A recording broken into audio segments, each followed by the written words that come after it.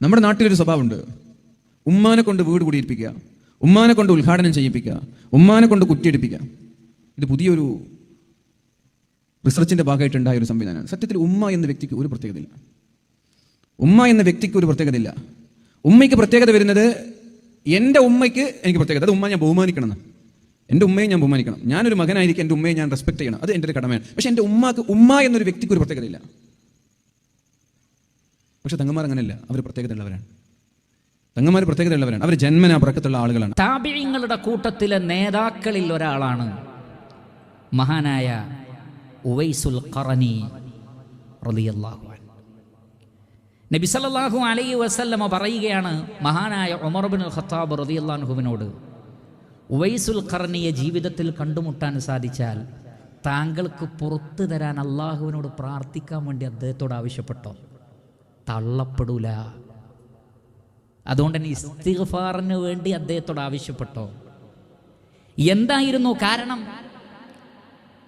മഹാനായ ഉമർ ഇബ്നുൽ ഖത്താബ് റളിയല്ലാഹു തആല അൻഹു തന്നെ പറയുന്നുണ്ട്. നമുക്കറിയാം, ഉമർ ഖത്താബ് റളിയല്ലാഹു അൻഹു അള്ളാഹുവിൻ്റെ റസൂൽ ഒരു കാര്യം പറഞ്ഞാൽ അതിനെ അത്രക്ക് സീരിയസ് ആയി എടുക്കുന്ന സ്വഹാബിയാണ് ഉമർ ഇബ്നുൽ ഖത്താബ് റളിയല്ലാഹു.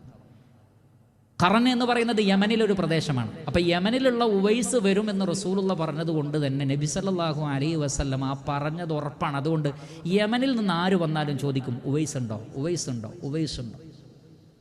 ഒരു ദിവസം ഇദ്ദേഹത്തെ കണ്ടുമുട്ടി. നിങ്ങളെ പേരെന്താണ്? ഞാൻ ഉവൈസ്. ഖറൻ എന്ന പ്രദേശത്തു നിന്നാണോ? അതെ. നിങ്ങൾക്കൊരു ഉമ്മ ഉണ്ടോ? അതെ, ഉമ്മ ഉണ്ട്. നിങ്ങളുടെ ശരീരത്തിൽ പാണ്ടുണ്ടായിട്ട് അവസാനം അള്ളാഹു സുഖപ്പെടുത്തി ഒരു ദിർഹമിൻ്റെ അത്രയും ഭാഗം ഒഴികെ ബാക്കിയെല്ലാം സുഖപ്പെട്ട ഒരവസ്ഥ ഉണ്ടോ? ഉണ്ട്. എങ്കിൽ നിങ്ങളെക്കുറിച്ച് റസൂലുള്ള പറഞ്ഞിരിക്കുന്നത് ഈ അടയാളങ്ങളൊക്കെ നബി സല്ലല്ലാഹു അലൈഹി വസല്ലം പറഞ്ഞു കൊടുക്കുകയാണ്. ഈ അടയാളങ്ങളൊക്കെ പറഞ്ഞു കൊടുത്തിട്ട് പറയാണ്, അങ്ങനെ ഒരു മനുഷ്യനുണ്ട്, അദ്ദേഹം വന്നാൽ താങ്കൾക്ക് പുറത്ത് കിട്ടാൻ വേണ്ടി. ആരോടാ പറയുന്നത്? സ്വർഗം കൊണ്ട് സന്തോഷ വാർത്ത അറിയിക്കപ്പെട്ട ഉമറിനോട് പറയാണ്, ഇസ്തിഗ്ഫാറിനെ തേടാൻ വേണ്ടി അദ്ദേഹത്തോട് ആവശ്യപ്പെട്ടോ. എന്തായിരുന്നു കാരണം? സത്യസന്ധമായി ഉമ്മയെ സ്നേഹിച്ചു എന്നുള്ളതാണ്.